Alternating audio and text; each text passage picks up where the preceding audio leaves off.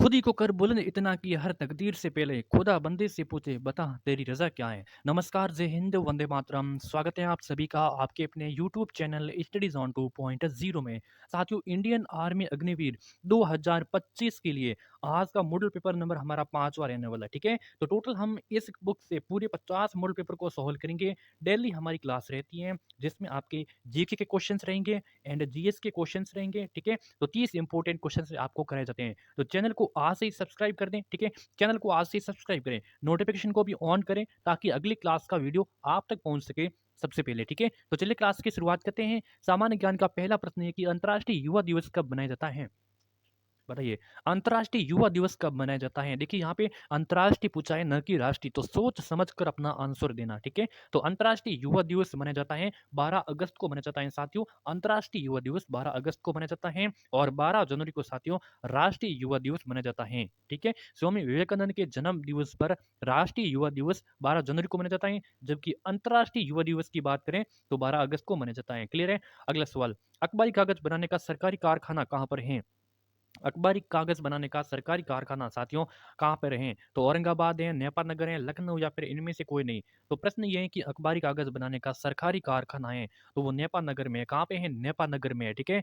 Nipah नगर कहाँ पे है साथियों? ये मध्य प्रदेश में है। कहाँ पे है? मध्य प्रदेश में। ऑप्शंस भी बताने वाले सभी साथी यहाँ पे करेक्ट हो जाएँगे। साथियों, सवाल अगला है कि निम्न में से विश्व की सबसे गहरी झील कौन-सी है? ठीक है? तो विश्व की सबसे गहरी झील कौन-सी है? तो बेकाल झील है, कैस्पियन सागर झील है, चिल्का झील है या फिर वुलर झील है। बहुत ही इंपॉर्टेंट, वेरी वेरी इंपॉर्टेंट है। निम्न में से विश्व की सबसे गहरी झील कौन सी है? तो बेकाल झील। ऑप्शंस आपका ए हो जाएगा करेक्ट आंसर, ठीक है? बेकाल झील इज द करेक्ट आंसर। अगला है कि अबुल फजल का संबंध निम्न में से किस शासक से है? अबुल फजल का संबंध किस शासक से है? तो हुमायूं से, अकबर से, बाबर से या फिर इनमें से कोई नहीं। तो अबुल फजल का संबंध है साथियों अकबर से है। अकबर से। ऑप्शंस भी बताने वाले साथी सभी साथी करेक्ट आंसर हो जाएगा, ठीक है? तो इसका संबंध किस प्रकार है? तो इनको जानिए। देखिए, अबुल फजल अकबर के 9 रत्नों में से एक था। 9 रत्नों में से एक था कौन? अबुल फजल अकबर की, ठीक है? अकबर के कितने रत्न थे? तो 9 रत्न थे, ठीक है? तो अकबर जो अबुल फजल था वो 9 रत्नों में से एक था और अबुल फजल ने आइन ए अकबरी व अकबरनामा इन पुस्तकों की रचना भी की थी। क्लियर है? अगला सवाल। अगला है कि डेकाडथल ये के इसमें जो कितनी प्रतिस्पर्धाएँ होती हैं? बताइए डेकाथलन, डेकाथलन में कितनी प्रतिस्पर्धाएँ होती हैं? तो डेकाथलन में होती है टोटल 10 होती है। कितनी होती है? 10। ये मतलब एथलेटिक्स की 10 प्रतिस्पर्धाएँ होती है। ऑप्शंस आपका D is the correct answer. अगला सवाल, अगला है कि हिंदी भाषा का प्रथम महाकाव्य किसे कहा जाता है? हिंदी भाषा का प्रथम महाकाव्य किससे कहा जाता है? बहुत ही इंपॉर्टेंट सवाल है। तो पृथ्वीराज रासो को कहते हैं। ऑप्शंस भी बताने वाले सभी साथी करेक्ट आंसर हो जाएगा, ठीक है? पृथ्वीराज रासो को, ठीक है? अगला सवाल है कि हुगली नदी किस राज्य में बहती है? जो हुगली नदी है ये किस राज्य में बहती है? उड़ीसा में, बंगाल में, असम में, कर्नाटक में। साथियों, आर्मी अग्निवीर में ऐसे ही बिल्कुल आपके प्रश्न आएंगे, ठीक है? जीके आपका ऐसा ही आएगा। जीएस भी आपका इस प्रकार ज़्यादा वो डीपली नहीं पूछेगा। आपको क्या करना है, ऊपरी ऊपरी जो बेसिक है वो बेसिक कंप्लीटली आपको पढ़ लेना है और करंट अफेयर में करंट अफेयर को भी आपको पढ़ना है। तो हुगली है किस राज्य में बहती है? तो हुगली बहती है बंगाल में, ठीक है? बंगाल में बहती है। ऑप्शन आपका बी करेक्ट आंसर हो जाएगा।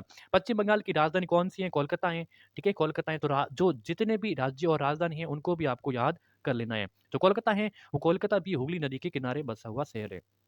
निम्नलिखित में से किसे दक्षिण का ब्रिटेन कहा जाता है? साथियों, दक्षिण का ब्रिटेन किसे कहते हैं? ऑस्ट्रेलिया को, जापान को, न्यूजीलैंड को, थाईलैंड को। तो दक्षिण का ब्रिटेन किसे कहते हैं? तो ये कहते हैं किसे? न्यूजीलैंड को कहते हैं। साथियों, न्यूजीलैंड को कहते हैं दक्षिण का ब्रिटेन कहते हैं, ठीक है? न्यूजीलैंड की राजधानी की बात करें तो वेलिंगटन हो जाएगा और मुद्रा हो जाएगी डॉलर, ठीक है? डॉलर हो जाएगी मुद्रा। आंध्र प्रदेश के शास्त्रीय नृत्य का नाम बताना है साथियों। बहुत बार प्रश्न ये क्वेश्चन जितना एग्जाम में आया उतना कोई भी क्वेश्चन एग्जाम में नहीं हुआ। बस आंध्र प्रदेश का शास्त्रीय नृत्य, आंध्र प्रदेश का शास्त्रीय नृत्य, ठीक है? आदि पूड़ी जो कच्ची पूड़ी, आदि कुच्ची पूड़ी बस, ठीक है? जो पूड़ी थी वो कैसी थी? वो आधी कच्ची थी, आधी कच्ची, वो पकी हुई नहीं थी। आधी क्या थी? कच्ची थी। तो आंध्र प्रदेश का शास्त्रीय नृत्य कच्ची पूड़ी हो जाएगा, कच्ची पूड़ी, ठीक है? आंध्र प्रदेश का शास्त्रीय नृत्य। बात करें कथकली, कथकली किसका हो जाएगा? ये केरल का हो जाएगा। किसका हो जाएगा? केरल का हो जाएगा कथकली। बात करें यक्षगान की, यक्षगान किसका हो जाएगा? शास्त्रीय नृत्य कर्नाटक का हो जाएगा, कर्नाटक का हो जाएगा। बात करें रऊप, रऊप किसका हो जाएगा? तो जम्मू एंड कश्मीर का हो जाएगा, जम्मू एंड कश्मीर का हो जाएगा। तो इस प्रश्न का राइट ऑप्शन हो जाएगा option B is the correct answer. सवाल साथियों अगला है कि बांग्लादेश की राजधानी कैनबरा है, ढाका है, मनीला या फिर थिम्पू है? बांग्लादेश की राजधानी, तो बांग्लादेश की राजधानी है ढाका और बांग्लादेश की मुद्रा है वो है टक्का, ठीक है? तो बांग्लादेश की राजधानी कौन सी है? ढाका है और बांग्लादेश की मुद्रा कौन सी है? टक्का। तो जितने भी देश और उनकी राजधानी याद कर लेनी है और जितने भी देश और उनकी मुद्रा है ना, जो भी मुद्रा है, मुद्राओं को आपको याद कर लेना है। मुद्रा से क्वेश्चन आता है 100%, ठीक है? हमारे सौरमंडल का सबसे छोटा ग्रह कौन-सा है? पृथ्वी है, बृहस्पति है, बुध है या फिर मंगल है? हमारे सौरमंडल का सबसे छोटा ग्रह कौन-सा है? तो बिल्कुल आपका बुध हो जाएगा। हमारे सौरमंडल का सबसे छोटा ग्रह है बुध है। सी ऑप्शंस बताने वाले सभी साथी करेक्ट आंसर हो जाएगा। बुध का कोई भी उपग्रह नहीं होता है साथियों, बुध का कोई भी उपग्रह नहीं है, ठीक है? और ये एक चक्कर पूरा लगाने में कितना टाइम लेता है? तो एक चक्कर पूरा लगाने में 88 दिनों का समय लेता है। क्लियर है? अगला सवाल, अगला है कि चंगेज़ खान का प्रारंभिक नाम क्या था? चंगेज़ खान का प्रारंभिक नाम बताना है। तो चंगेज़ खान का प्रारंभिक नाम था, वो तेमुजिन था। क्या था? चंगेज़ खां को तेमुजिन के नाम से जाना जाता था, ठीक है? और जहांगीर के बचपन का नाम बात करें, ठीक है? तो जहांगीर यानी कि सलीम सलीम सलीम कहते हैं या फिर जहांगीर को। ये जहांगीर का बचपन का नाम सलीम मैंने बता दिया है, ठीक है? इसका ठीक है? और खुर्रम, सुरम नहीं यहाँ पे खुर्रम है, ठीक है? तो खुर्रम था शाहजहाँ के बचपन का नाम, ठीक है? शाहजहाँ के बचपन का नाम क्या था? शाहजहाँ के बचपन का नाम खुर्रम था, ठीक है? और फरीद खां शेरशाह सूरी के बचपन का नाम था। किसका? शेरशाह सूरी के बचपन का नाम क्या था? फरीद खां था, ठीक है? तो इस प्रश्न का राइट ऑप्शन हो जाएगा डी तैमुजीन। अगला सवाल, पाकिस्तान के पहले प्रधानमंत्री बात करें तो कौन थे? पाकिस्तान के प्रथम प्राइम मिनिस्टर और first prime minister of Pakistan. तो मोहम्मद अली जिन्ना, लियाकत अली खान, ख्वाजा नसीरुद्दीन या फिर इनमें से कोई नहीं। तो पाकिस्तान के प्रथम जो प्रधानमंत्री की बात करें, वो कौन थे? बिल्कुल साथियों, लियाकत अली खान। ऑप्शंस यहाँ पे बी बताने वाले सभी साथी करेक्ट आंसर हो जाएगा। लियाकत अली खान थे, ठीक है? अगला क्वेश्चन, भारत के प्रथम रक्षा मंत्री कौन थे? भारत के प्रथम रक्षा मंत्री कौन थे? ये बताना है। सरदार बलदेव सिंह, अरुण जेटली, सुषमा स्वराज या फिर राजनाथ सिंह। भारत के प्रथम रक्षा मंत्री सरदार बलदेव सिंह थे। सरदार बलदेव सिंह, भारत के प्रथम रक्षा मंत्री सरदार बलदेव सिंह थे। अगला सवाल, निम्न में से ऑस्कर पुरस्कार का सम्मान किस क्षेत्र से, और ऑस्कर पुरस्कार का सम्मान किस खेल से, उद्योग से, सिनेमा से, साहित्य से या फिर इनमें से कोई नहीं? तो ऑस्कर पुरस्कार किस क्षेत्र में दिया जाता है? तो बताइए किस क्षेत्र में दिया जाता है? तो ऑस्कर पुरस्कार दिया जाता है सिनेमा के क्षेत्र में, ठीक है? सिनेमा के क्षेत्र में दिया जाता है। और अगर बात करें इसकी, देखिए इसको इसको भी आप बात करें, तो भारत के प्रथम जो गृह मंत्री थे, गृह मंत्री सरदार वल्लभ भाई पटेल थे, ठीक है? और वित्त मंत्री अगर इम्पोर्टेंट है इसीलिए, ठीक है? सनमुखम चेट्टी। तो जो भी एक्स्ट्रा बताइए वो भी उसको आपको याद रखें, ठीक है? अब ये सामान्य विज्ञान की क्वेश्चंस इंपॉर्टेंट है। सामान्य विज्ञान के प्रश्न, साइंस के 15 क्वेश्चंस आते हैं, आपको सिलेबस आपको पता होना चाहिए, ठीक है? जीके के आपके 15 आएंगे, और साइंस के 15 आएंगे, मैथ के भी आपके 15 आएंगे, और 5 प्रश्न आएंगे किसके? वो आई के रीजनिंग के। टोटल कितने? 50 प्रश्न आएंगे। टोटल 50 में से आपको 100 अंकों का आपका एग्जाम रहने वाला है।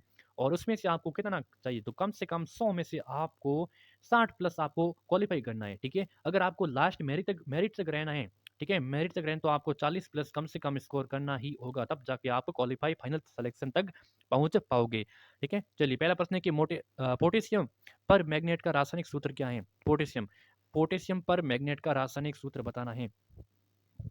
तो के एम एन ओ फॉर, यहाँ पे K M N O for option से बताने वाले सभी साथी यहाँ पे सही हो जाएगा। मैं बार बार नहीं कहूँगा, चैनल को सब्सक्राइब कर देना, ठीक है? चैनल को सब्सक्राइब, नोटिफिकेशन को भी ऑन। आपका अप्रैल में एग्जाम होगा आर्मी अग्निवीर का, ठीक है? आप आर्मी अग्निवीर का अप्रैल में एग्जाम होगा। अप्रैल तक हम बहुत सारे बुक्स आपको सॉल्व करवा देंगे। आप कोई भी किताब है ना, कोई भी बुक्स आपको खरीदने की जरूरत नहीं है। एमसीक्यू की बात कर रहा हूँ मैं, ठीक है? अगर हो सका तो मैं थ्योरी वाली भी आपको सॉल्व करा दूंगा। आपको एमसीक्यू की एक भी बुक आपको खरीदनी नहीं है, ठीक है? मैं इस यूट्यूब चैनल के माध्यम से आपको पूरी करवाने की गारंटी लेता हूँ, ठीक है? इसलिए चैनल को सब्सक्राइब करना बिल्कुल भी भूलना मत, और जैसे ही मैं वीडियो अपलोड करता हूँ उसको कंप्लीटली आप देख लिया करो डेली, ठीक है? तो चलिए, तो ऑप्शन इसका ये हो जाएगा। अगला है कि आवेश में किसका प्रभाव होता है? आवेश में किसका प्रभाव होता है? प्रोटॉन का, कण का, इलेक्ट्रॉन का या फिर इनमें से कोई नहीं? आवेश में किसका प्रभाव आता है? तो आवेश में इलेक्ट्रॉन का प्रभाव आता है। किसका होता है? इलेक्ट्रॉन का प्रभाव आता है। सी ऑप्शन आपका सही आंसर हो जाएगा, ठीक है? इलेक्ट्रॉन में ई ऋणात्मक होता है, ई ऋणात्मक होता है, ठीक है? अगला है कि वायु दाब किस यंत्र से मापा जाता है? वायु दाब किस यंत्र से मापा जाता है? थर्मामीटर से, फेदोमीटर से, अल्टीमीटर से या फिर बैरोमीटर से? तो वायु दाब किस यंत्र से मापा जाता है? तो बैरोमीटर से मापा जाता है, ठीक है? बैरोमीटर से मापा जाता है। ऑप्शन डी बताने वाले सभी साथी यहाँ पे करेक्ट आंसर हो जाएगा, ठीक है? अगला सवाल, अगला है कि संघ सिलेटेंट्रा के प्रमुख उदाहरण हैं। संघ सिलेटेंट्रा का प्रमुख उदाहरण हाइड्रा है, मूंगा है, जेलीफिश है या फिर सभी है? बताइए इसका राइट ऑप्शन। संघ सिलेटेंट्रा के प्रमुख उदाहरण की बात करें तो यहाँ पे हाइड्रा भी हो जाएगा, मूंगा भी हो जाएगा, जेलीफिश भी हो जाएगा। उपरोक्त सभी option D is the correct answer. Next है कि लोहे को जंग लगने की प्रक्रिया क्या कहलाती है? लोहे पर अगर जंग लगती है तो उनकी जो प्रक्रिया होती है वो क्या कहलाती है? बहुत इंपॉर्टेंट सवाल है, बताइए। तो लोहे पर अगर जंग लगती है तो वो ऑक्सीकरण कहलाती है। क्या कहलाती है? ऑक्सीकरण कहलाती है। जंग लगने के दौरान लोहा पानी की उपस्थिति में ऑक्सीजन के साथ में जुड़ जाता है और ये एक ऑक्सीकरण की अभिक्रिया है। पेट्रोल को शुद्ध करने की विधि क्या कहलाती है? पेट्रोल को शुद्ध करने की विधि क्या कहलाती है? तो परभाजी आसवन कहलाती है, परभाजी आसवन कहलाती है। पेट्रोल को शुद्ध करने की जो विधि है परभाजी आसवन। क्लियर है? क्लियर है। जितना भी बता रहा हूँ उनको याद कर लेना, आपका एग्ज़ाम क्लियर हो जाएगा। पटाखों में हरा रंग होता है, वो इसका मुख्य कारण क्या होता है? पटाखों में जो भी हरा रंग होता है ना, हरा रंग होता है, इसका मुख्य कारण क्या होता है? तो पटाखों में हरा रंग का मुख्य कारण क्या होता है बताइए? तो बेरियम के कारण होता है, बिल्कुल साथियों। बेरियम के कारण ही पटाखों में जो रंग होता है वो हरा होता है। अगर बात करें यहाँ पे कैरोटीन क्या है? तो कैरोटीन क्या है? तो कैरोटीन पपीता, वो आम में जो पीला रंग होता है वो कैरोटीन के कारण होता है। पपीते में और आम में जो पीला रंग होता है वो कैरोटीन के कारण होता है। गाजर का जो लाल रंग होता है ना, वो भी कैरोटीन के कारण होता है। और हल्दी का पीला पीला रंग होता है वो कुरकुमा के कारण होता है। कुरकुमिन कुरकुमिन के कारण होता है। ठीक है? अगला सवाल। अगला है कि विटामिन ए की कमी से कौन-सा रोग होता है? विटामिन ए की कमी से कौन-सा रोग होता है? बताइए। देखिए, एक कमी से कौन-सा रात का अंधत्व हो जाता है, ठीक है? रात का अंधत्व। अगर बात करें यहाँ पे विटामिन बी की कमी से कौन-सा होता है, तो बी की कमी से बेरी-बेरी रोग हो जाता है। कौन-सा? बेरी-बेरी रोग हो जाता है, बेरी-बेरी रोग हो जाता है। और सी की कमी से स्कर्वी रोग हो जाता है, स्कर्वी रोग हो जाता है, सी की कमी से स्कर्वी। और डी की कमी से कौन-सा होता है, डी की कमी से रिकेट्स हो जाता है, रिकेट्स रोग हो जाता है। बस आपको इतना याद रखना है। और के की कमी से बात करें तो रक्त का थक्का, रक्त के थक्के से संबंधित हैं, ठीक है? चलिए अगला सवाल। अगला है कि पागल कुत्ते के काटने से कौन-सी बीमारी होती है? पागल कुत्ता अगर काट लेता है तो उससे बीमारी डेंगू की होती है, चिकनगुनिया की होती है, प्लेग की होती है या फिर रेबीज़ की होती है, बहुत ही इंपॉर्टेंट है। पागल कुत्ते के काटने पर रेबीज़ रोग होता है, कौन-सा रोग हो जाता है? रेबीज़ रोग होता है, डी आंसर करेक्ट हो जाएगा। अगला सवाल है कि कैल्शियम हाइड्रॉक्साइड का रासायनिक सूत्र क्या है? कैल्शियम हाइड्रॉक्साइड का रासायनिक सूत्र, तो इनका रासायनिक सूत्र होता है CaOH2, CaOH options B correct answer हो जाएगा, ठीक है? क्लियर है? अगला क्वेश्चंस।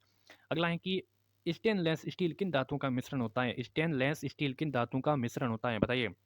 स्टेनलेस स्टील किन धातुओं का मिश्रण होता है?